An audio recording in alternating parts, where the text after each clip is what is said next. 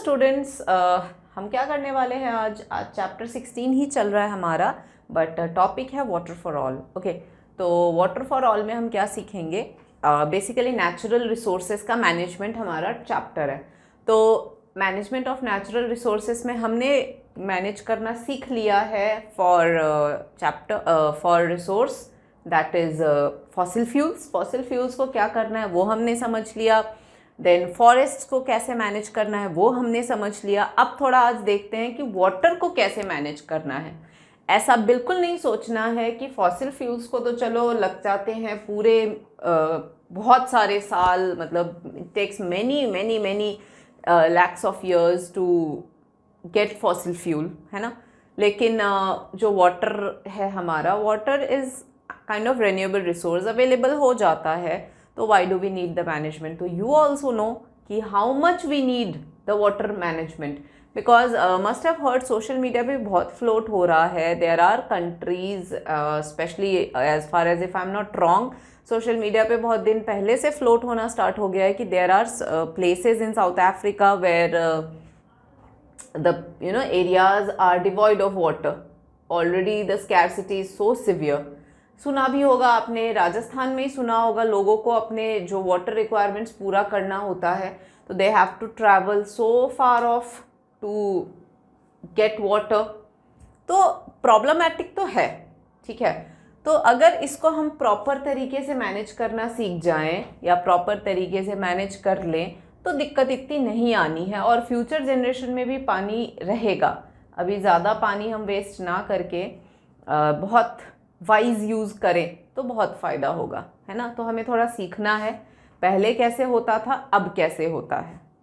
तो water for all, तो इसमें देखो सबसे बेस्ट सोर्स ऑफ वाटर क्या है हमारा? रेनफॉल, है ना। बेस्ट वाटर सोर्स क्या है? रेनफॉल। और मैं अगर इंडिया की बात करूं तो इंडिया में देखो मॉनसून आता है कुछ अच्छा खासा 2-2.5 महीनों का, 3 मान लेना मैक्सिमम, तो कुछ 3 महीनों का ये मॉनसून सीजन अच्छा खासा आता है। और नेचर मतलब मेहरबान रहते हैं हम पे। बस यही है कि वो जो सारा पानी आता है, मैं सोचती भी हूँ कभी कभार कि इतना सारा रेनफॉल होता है और वो पूरा फ्लड एरिया बन जाता है, तो एटलीस्ट उनको ढंग से अगर हम हैंडल करें उन पानी को तो कितना सारा स्टोर हो पाएगा। आप समझ रहे हो ना मैं क्या कह रही हूँ। तो अपना रेनफॉल तो बहुत अच्छा है, मॉनसून भी बहुत अच्छा है, लेकिन इसको ढंग से जो हम मैनेज नहीं कर पाते हैं, इस वजह से मतलब बेसिकली इसको स्टोर करके अगर हम अंडरग्राउंड वाटर हमारा रिप्लेनिश करें ढंग से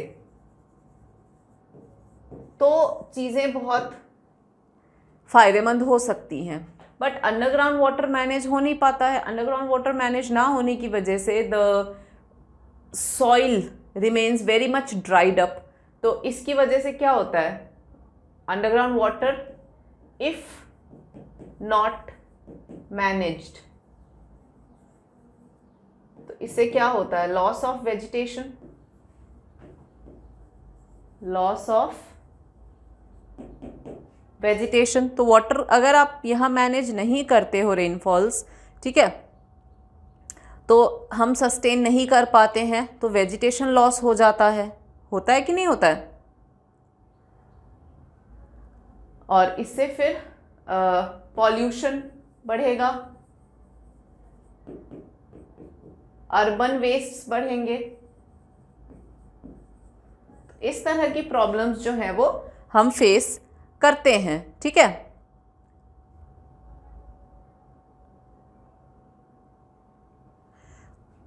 अब देखो होता क्या है, यहाँ पे एक और चीज आ जाती है कि diversion from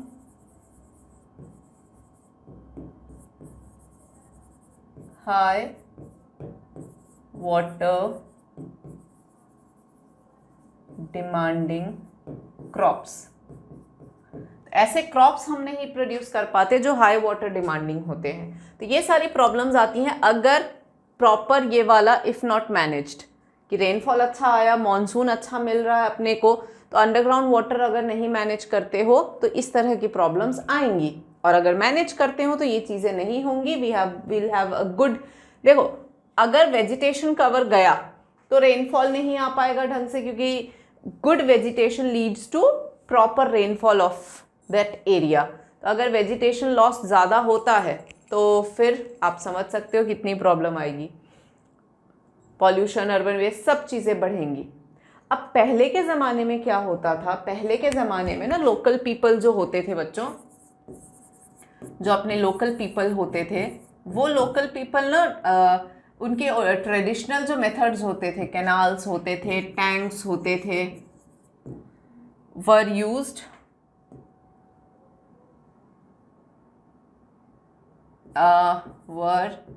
as water harvesting system, not water harvesting, water conservation technique कह लेते हैं।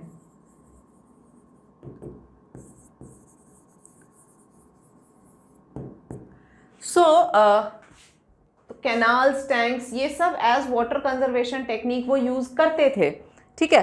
तो इनके यूज़ करने से क्या होता था, इनके यूज़ करने से, इन चीज़ों से फ़र्क ये पड़ जाता था कि इनको पता होता था, मतलब कुल मिला के it led to the proper usage of water as the daily requirement was also met and water was available for irrigation or agriculture also। So local people जो पहले, उनके हाथ में ये कैनाल, टैंक या इवन डैम्स भी वो use करते थे, डैम्स भी होते थे। तो ये चीज़ें जब इनके हाथ में थे ना, लोकल पीपल जो वहाँ के, जो भी सराउंडिंग गाँव के होते थे, तो ये क्या करते थे कि वाटर कंजर्वेशन टेक्निक ऐसा स्ट्रॉन्ग था इनका कि वो लोग अपने डेली रिक्वायरमेंट भी पूरा कर लेते थे, और उसके साथ साथ में जो इरिगेशन के लिए पानी चाहिए था या एग्रीकल्चर के लिए पानी चाहिए था, वो भी इनका बहुत तरीके से कंप्लीट होता था। कोई प्रॉब्लम इनको नहीं आती थी। क्यों? क्योंकि इनके अपने हाथ में होता था, तो इनको पता था कि हमें किस तरीके से मैनेज करना है, ठीक है। अब हुआ ये कि ब्रिटिश गवर्नमेंट आ गई। अब ब्रिटिश गवर्नमेंट जब आए तो पहली बात तो ये लोकल पीपल से चीज़ें छीनी। अब हमने ये फॉरेस्ट में भी समझा था कि लोकल्स से, अगर आप लोकल्स को इन्वॉल्व नहीं करते हो तो हमें वैसे भी नुकसान ही होता है, क्योंकि locals are the best who can handle things, ठीक है। मतलब लोकल्स तो ये देखते थे कि इवन ऑप्टिमम क्रॉपिंग पैटर्न, मतलब लोकल पीपल का एक और फायदा ये था कि they used proper cropping pattern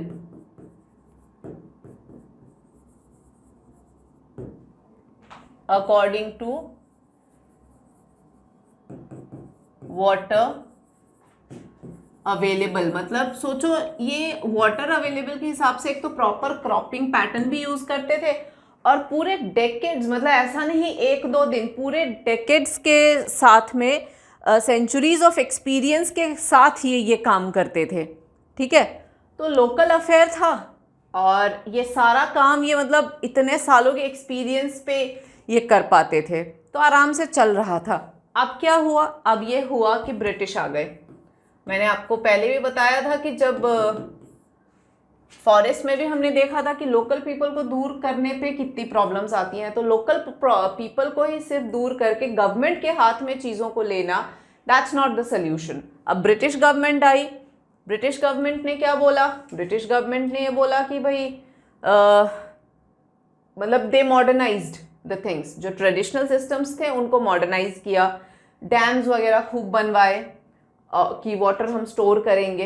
अब डैम्स वगैरह बनवाए तो सही, उससे दूसरी प्रॉब्लम्स आई वो तो आई। अब लोकल पीपल के हाथ में था तो सब चीज़ों को मैनेज करके काम कर रहे थे।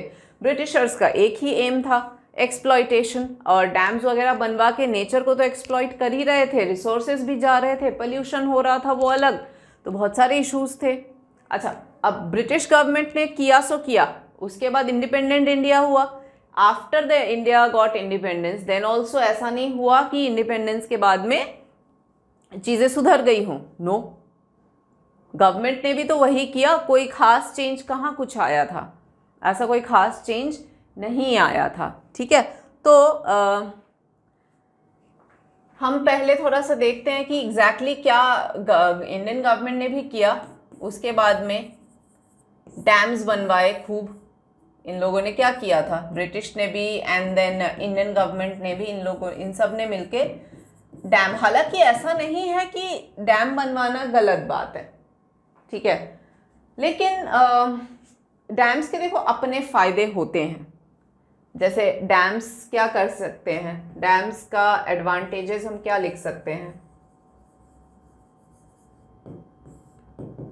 डैम्स के एडवांटेजेस में सबसे पहले तो water can be stored, large amount of water, large amount of water can be stored and can be used for agricultural purposes and electricity production as well। तो ये जो डैम्स हैं इसमें देखो बहुत सारा पानी हम स्टोर कर सकते हैं, ठीक है, और इलेक्ट्रिसिटी भी प्रोड्यूस कर सकते हैं, ठीक है। और यहाँ से कैनाल सिस्टम्स जो रन होते हैं वो भी बहुत ज़्यादा फ़ायदेमंद होता है। आपको मैं एक पिक्चर दिखाती हूँ, ये आपको देखो,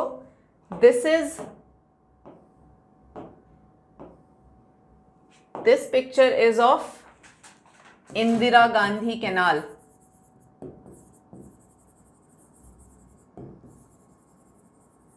इन राजस्थान। अब ये कैनाल आप खुद देखो, ये कैनाल बनाया गया है और इतना लंबा कैनाल है, कुछ 650 किलोमीटर के अप्रॉक्स इसकी लेंथ है, और ये कैनाल बनाया गया है। और इससे राजस्थान में सिंस रिवर्स वगैरह इतने नहीं हैं और ड्राई एरियाज़ हैं, तो इस कैनाल ने वहाँ ग्रीनरी भी वो करा है, प्रोड्यूस किया है। देखो कितनी हरियाली छाई हुई है राजस्थान में, वाह।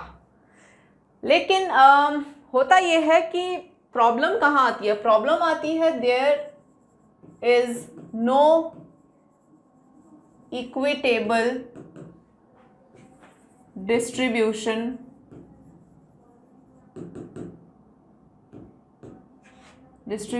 of water का कोई इक्विटेबल डिस्ट्रीब्यूशन तो है ही नहीं, ये प्रॉब्लम है। मतलब आप देखो कि कुछ some people grow crops that needs more water, है ना। मतलब some people can easily grow, क्यों, क्योंकि उनको पानी अच्छा मिलता है। जैसे कि राइस है, शुगर केन है, अब इनको पानी ज़्यादा चाहिए, तो कुछ लोग ही ग्रो कर पाते हैं, ये सब नहीं कर पाते, क्योंकि ये वही करेंगे जहाँ पानी अच्छे से अवेलेबल होगा, ओके। और कुछ लोग they are bound to grow ऐसे क्रॉप्स जिनको मिनिमल या ठीक ठाक वाटर रिक्वायर्ड होता है। तो पानी में भी यही प्रॉब्लम है कि हर जगह अवेलेबिलिटी ऑफ वाटर जो है वो सेम नहीं होता है, ठीक है। और डैम्स के देखो इसमें एक और प्रॉब्लम ये है कि जो लोग डैम के आसपास रहते हैं ना, मतलब डैम्स के एक अपने इश्यूज़ हैं, बहुत ज़्यादा इश्यूज़ आते हैं। जैसे कि एक डैम बन रहा था, टेहरी डैम, जो रिवर गंगा पे बना था, it was made on river Ganga, Uttarakhand, ठीक है, रिवर गंगा उत्तराखंड में बन रहा था। अब इसकी वजह से बहुत सारे लोग ऐसे डिस्प्लेस हुए कि आज तक सुना है कि अभी तक उनको प्रॉपर वो नहीं मिला है। मतलब इसमें डैम कंस्ट्रक्शन में बहुत दिक्कतें हैं भाई। दूसरा एक और था ना, सरदार सरोवर डैम, सरदार सरोवर डैम जो कि नर्मदा पे बना है, ऑन रिवर नर्मदा। इसकी भी हाइट बढ़ानी थी, तो एक आंदोलन चला था, नर्मदा बचाओ आंदोलन। क्यों ये आंदोलन हो रहे हैं, लोग पागल तो नहीं है? अगर कुछ हो रहा है तो कुछ तो उसके पीछे रीजन होंगे ना। तो डैम्स के अपने इश्यूज हैं, ऑफ कोर्स फायदे हैं लेकिन इसके नुकसान भी हैं। तो इसके disadvantages of dam construction, disadvantages of construction of dams. Okay, पहला इकोनॉमिक प्रॉब्लम ले लेते हैं। इसमें large amount of money is invested. Of course कोई फ्री में तो बनेगा नहीं, बहुत सारा पैसा लगता है। और पैसे भी किसके होते हैं? तो ऑफ कोर्स जो लोग टैक्स देते हैं उसी से, उससे जो रेवेन्यू आता है उसी से तो करेंगे, तो लोगों का ही पैसा है कुल मिला के। तो इकोनॉमिक प्रॉब्लम तो ये कि बहुत सारा पैसा लगता है। सोशल प्रॉब्लम, ये large amount, large number of people get displaced, बहुत सारे लोग डिस्प्लेस हो जाते हैं। और एनवायरमेंटल प्रॉब्लम,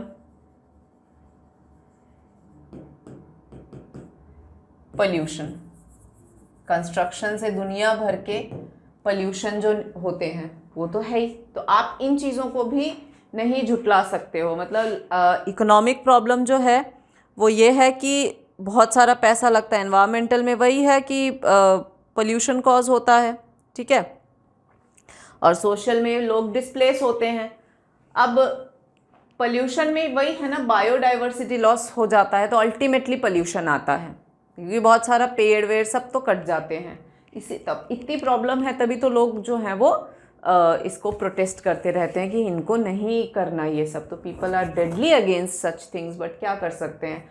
सबसे मेन तो ये पीपल डिस्प्लेस होते हैं। नर्मदा में आई रिमेंबर जो सोशल वर्कर्स होते हैं वो धरनों पे बैठ जाते थे और बिल्कुल अड़े हुए थे कि नहीं, we want first rehabilitation of these people who are displaced. पहले इनको घर दो, फिर आगे का कुछ सोचो, ठीक है। तो ये है, तो ये प्रॉब्लम्स है डैम्स की। तो डैम्स के हमने फ़ायदे भी देखे, नुकसान भी देखा। अब देखते हैं नेक्स्ट टॉपिक आपका water shade management. So your next topic is water shade management. Water shade management क्या है? It is the scientific conservation of soil and water. जो भी टेक्निक है उनको यूज़ करके जब हम साइंटिफिकली वाटर और सॉइल को कंजर्व करते हैं, देन वी एम, मतलब हम यहाँ पर लैंड एंड वाटर को एम कर रहे हैं जो प्राइमरी रिसोर्सेस है, ठीक है। और बायोमास प्रोडक्शन बढ़ाने की बात करते हैं। और इससे ये हो जाएगा कि इससे ये हो जाता है कि ये मतलब वाटरशेड मैनेजमेंट का फ़ायदा ये है कि हम यहाँ पर क्या करते हैं, सॉइल और वाटर तो हम ये प्राइमरी रिसोर्सेज को एम कर रहे हैं, और जो सेकेंडरी रिसोर्सेज जो ऑटोमेटिकली सेट होते हैं। अच्छा, इससे क्या एडवांटेज क्या है? वाटरशेड मैनेजमेंट के एडवांटेजेस क्या हैं? प्रोवाइड्स इनकम एंड एम्प्लॉयमेंट, लोगों को इनकम और एम्प्लॉयमेंट मिलती है। दूसरा mitigates flood and drought situations. इससे क्या, फ्लड ड्रॉट ये सब जो अनवांटेड नेचुरल कैलामिटीज आती हैं उनको भी थोड़ा सा मिल जाता है, क्योंकि अगर लैंड और वाटर का आपने कंजर्व, जैसे डैम्स वगैरह बना रखे हैं, तो इससे क्या हो जाता है कि डैम्स और रिजर्वॉयर्स बने हैं तो उनकी लाइफ भी बढ़ जाती है ना, तरीके से, मतलब साइंटिफिक मेथड ऑफ कंजर्वेशन। अब लोकल पीपल पहले अपना जो करते थे वो तो करते ही थे, आज भी मतलब लोग पुराने ज़माने के अगर आप तरीके देख लो तो खूब सारे तरीके हैं। जैसे कि ये देखो, पहले था खदीन सिस्टम, ये देखो, ये दो आपके खदीन सिस्टम हैं, ठीक है, जो आपको पाया जाता है। खदीन, टैंक और नदीज राजस्थान में पाए जाते हैं। ये तो खदीन हो गया। इसके अलावा these are the three, खदीन,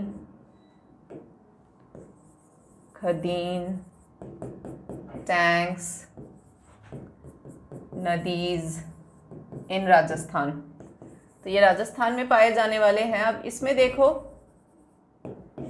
खदीन system भी यही है ना, कैचमेंट एरिया ये ऊपर का आ गया, ये खदीन या क्रॉप्ड एरिया आ गया, ये बंद है, और यहाँ सलाइन और ये शैलो वाटर डगवेल है। यहाँ देख सकते हो कैचमेंट एरिया, ये देखो खदीन, यहाँ पानी रख दिया इन्होंने, खदीन का वो बंद आ गया जिससे कि पानी यहाँ रुक जाए, यहाँ पे सलाइन या शैलो डगवेल जो भी है, और पानी देखो वाटर हार्वेस्टिंग, ये बारिश आई, पानी यहाँ इकट्ठा हुआ और ये सीप करके नीचे गया, तो इस तरीके से। और छोटा सा ये डगवेल बना दिया जिससे कि एक्स्ट्रा वाटर जो है वो यहाँ पर भी स्टोर हो सके, ठीक है। तो ये तो हो गया राजस्थान का, और खदीन सिस्टम है। इसी मेथड को उन्होंने बुक में आपके ऐसे दे रखा है, ठीक है। So this is khadin system. Next ये बंधाराज हैं, ठीक है। ये तो कुल्स हैं हिमाचल प्रदेश में जो पाए जाते हैं, कुल्स इन हिमाचल प्रदेश,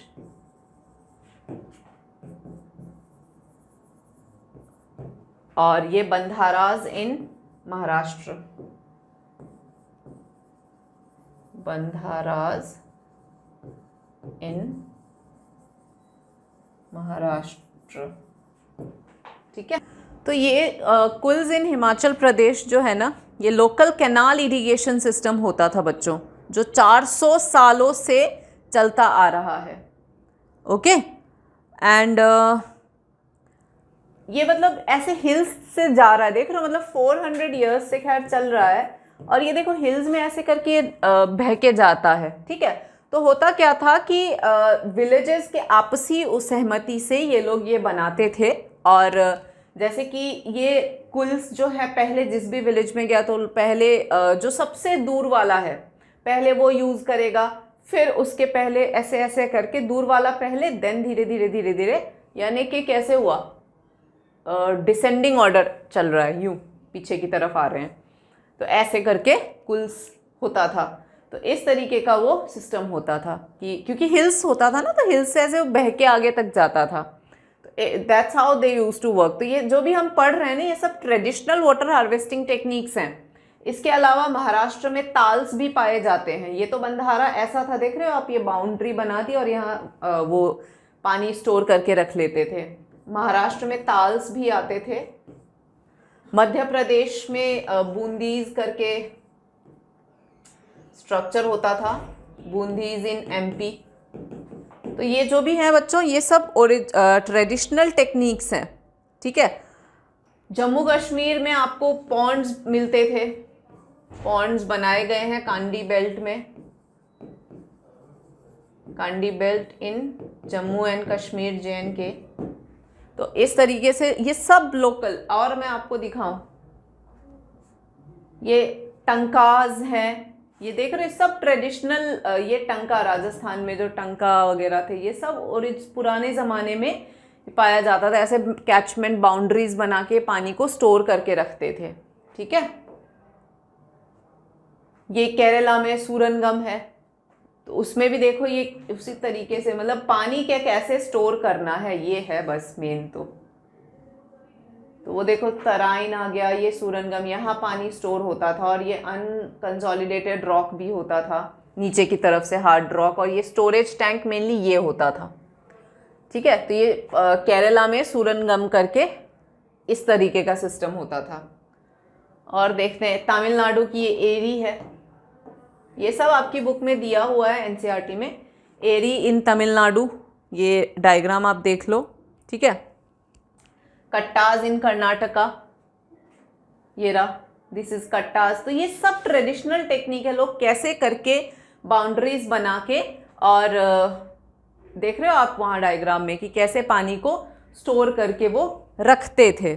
ठीक है, so what ever you saw अभी डायग्राम में जो भी आपने देखा बच्चों, ये सब ट्रेडिशनल वाटर हार्वेस्टिंग टेक्निक्स हैं, जिससे कि क्या होता था, पानी को स्टोर करके रखा जाता था। ओके, और सिर्फ लोकल अफेयर होता था ये, तो लोकल लोग अपनी आपसी सहमति से इसको कैसे यूज़ करना है, पूरे साल तक कैसे चीज़ों को मेंटेन्ड रखना है, ये बहुत ध्यान से वो यूज़ करते थे। बट ये है कि अब ये ओरिजिनल टेक्निक मतलब लोकल पीपल के हाथ में जब तक था तब तक तो सब ठीक था, बाद में जैसे जैसे अब ये गवर्नमेंट में वो चीज़ें आती गई, तो बच्चों ये जो भी होते थे ये चेक डैम्स होते थे, जो कंक्रीट उससे देख रहे हो आप बना हुआ होता था।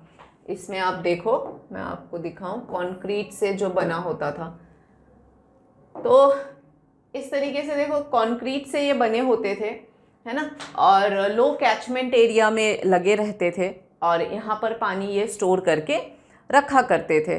अब ये पानी डिपेंड करता है कहाँ है, जैसे जनरली ये नियर द मॉनसून गलीज, जहाँ पे बहुत सारा पानी होता है वहाँ, या जहाँ फ्लड वगैरह आ जाते हैं, उन एरियाज़ में इनको बनाया जाता है कि पानी हमेशा रहे। अच्छा, अब कुछ पानी जो होते थे, कुछ वाटर हार्वेस्ट सिस्टम ऐसे होते थे जहाँ पर बहुत पूरे साल पानी अवेलेबल रहता था, और कुछ ऐसे होते थे जहाँ पर पानी अवेलेबिलिटी जो थी वो ऑब्वियसली ओनली 6 मंथ्स या मॉनसून के आसपास ही हो पाता था। ठीक है, तो ये वाटर हार्वेस्टिंग के ट्रेडिशनल टेक्निक्स हैं, और इनका मेन एम ये नहीं होता था कि इरिगेशन हम करें, इनका मेन एम ये होता था कि to recharge underground water.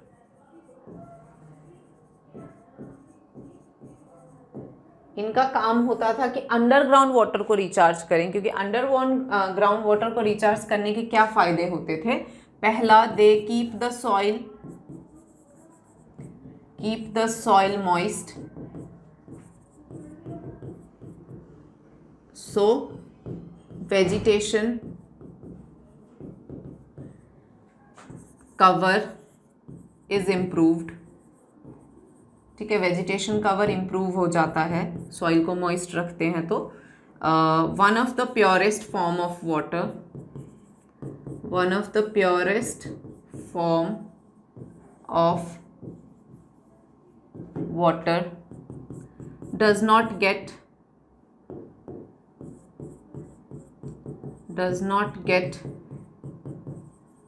polluted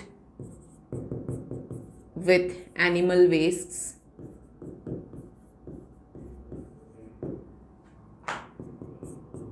They recharge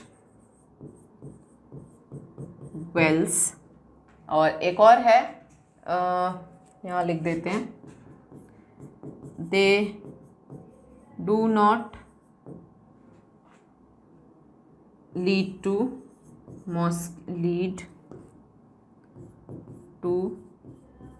mosquito breeding। ठीक है, they do not lead to mosquito breeding. तो ये कुछ फ़ायदे हैं ग्राउंड वाटर के। एक तो one of the purest form है, वहाँ तक कुछ भी नहीं पहुँच पाता है, और वो वेल्स को रिचार्ज कर देते हैं, और सॉइल को हमेशा मॉइस्ट रखने से वेजिटेशन कवर इम्प्रूव हो जाता है, पल्यूट होते नहीं है, एनिमल वेस्ट हो चाहे कुछ भी हो, बहुत सेफ वाटर है, वेल्स को रिचार्ज कर रहे हैं, स्टैग्नेंट है, नीचे जाके स्टैग्नेंट ही तो होते हैं ये, लेकिन फिर भी ये कोई मॉस्किटो ब्रीडिंग ग्राउंड ये फॉर्म नहीं करते हैं। So they are actually very much healthy. तो इस तरीके से they want to recharge the ground water, ताकि वाटर टेबल बना रहे, है ना, और इस पानी को फिर वो यूज़ कर सके। तो इस तरह के वाइज यूज़ ऑफ वाटर्स जो है उससे बहुत फ़ायदा है बच्चों, और लोकल पीपल के पास ये रहे तो बहुत ही अच्छा है। लेकिन कोई ना, अपने सबके फ़ायदे होते हैं, बस अपने को इस पूरे टॉपिक से ये समझना है कि there should be very wise use of water also to avoid any problem in future. Okay, तो हमने पढ़ा कि कैसे traditional systems of water harvesting system कैसे फ़ायदा करा करते थे, और खैर अभी भी डैम्स वगैरह हैं और ये सिस्टम ऐसा नहीं है कि गायब हो चुके हैं, दे ऑल आर देयर, तो लोग काफ़ी हद तक यूज़ करते हैं। ठीक है, ऑन दिस नोट खुशी की बात यह है कि आपका ये चैप्टर यहाँ आज ओवर हो जाता है ना। तो now the chapter is over. तो अब मैं नेक्स्ट लेक्चर में आपसे मिलती हूँ, in which will discuss about the NTSC questions. ठीक है, तब तक के लिए take care and good bye.